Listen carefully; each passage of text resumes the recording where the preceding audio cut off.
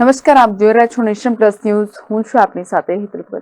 શહેરના પૂર્વ વિસ્તારમાં પાણીની સમસ્યા હલ કરવા કોર્પોરેશન દ્વારા 68 કરોડ ઉપરાંત ખર્ચે આજવાથી નિમિટા વચ્ચે નવી ત્રીજી લાઇન ઊભી કરી 50 MLDના પ્લાન્ટનું કામ કોન્ટ્રાક્ટરને આપ્યા બાદ પણ સમય મર્યાદામાં પૂર્ણ નહીં થતા પાણીની સમસ્યા ઠેરની ઠેર રહી છે.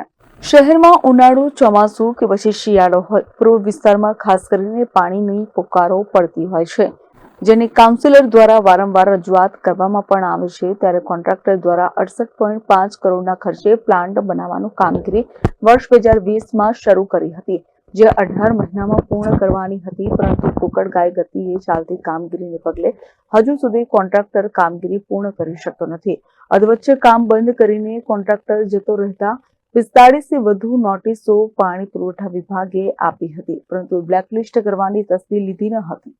ત્યારે થોડાક સમય પહેલા જ રાજકીય પીઠબળ ધરાવતા કોન્ટ્રાક્ટરને ફરીથી કામ શરૂ કરવા એક્સટેન્શન આપવામાં આવ્યું હતું, પરંતુ હાલ એ સમય મર્યાદામાં પૂર્ણ થવાને આરે છે. તેમ છતાં પાલિકાના સત્તાધીશો કોઈ પણ પગલાં ભરવાની જગ્યાએ હાથ પર હાથ ધરીને બેઠા છે. અગાઉ 1 કરોડ ઉપરાંતનો દંડ ફટકારવામાં આવ્યો હતો, પરંતુ ત્યારબાદ જેમ જેમ કામગીરી થતી ગઈ તેમ કામગીરીનું પેમેન્ટ પણ કોર્પોરેશન દ્વારા આપવામાં આવ્યું હતું, જેમાં અત્યાર સુધી કોન્ટ્રાક્ટરને 41 કરોડ ઉપરાંતનું ચૂકવણું કરી દેવામાં આવ્યું છે, જેને લઈ કોર્પોરેશનના પૂર્વ વિપક્ષ નેતા અમીબેન રાવતે પોતાનો વિરોધ નોંધાવ્યો છે અને આવા કોન્ટ્રાક્ટરને બ્લેકલિસ્ટ કરી જો હજુ પણ કોન્ટ્રાક્ટર કામગીરી પૂર્ણ ન કરે તેવા સંજોગોમાં ટેન્ડરના ક્લોઝ પ્રમાણે સજા કરવા પણ માંગ કરી છે. 40 નોટિસો આપી લગભગ 2 થી 2.5 વર્ષનો ડિલે.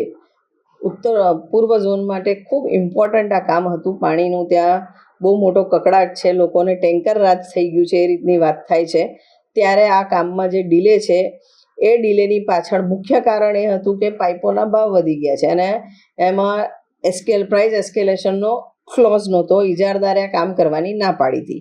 રીનેગોશિએટ કરતાં અલ્ટિમેટલી બ્લેકલિસ્ટ કરવાની વાત આવી. ઇજારદારને 40 નોટિસ આપ્યા પછી અને બ્લેકલિસ્ટ કરવાની જગ્યાએ કામ કરવાની બાહેદારી લઈને કામ ફરીથી થયું.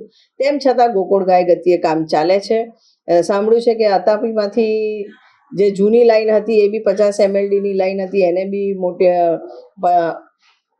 એ લાઈન બી મોટી કરવાની જરૂર હતી, ત્યાં બી ડિલે થયા છે.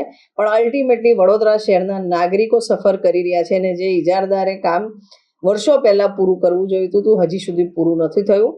અને આ બાબતે કોર્પોરેશને હંમેશા ઇજારદાર તરફ જે કૂણું વલણ રાખ્યું છે એના લીધે લાખો નાગરિકોને તકલીફ પડી છે.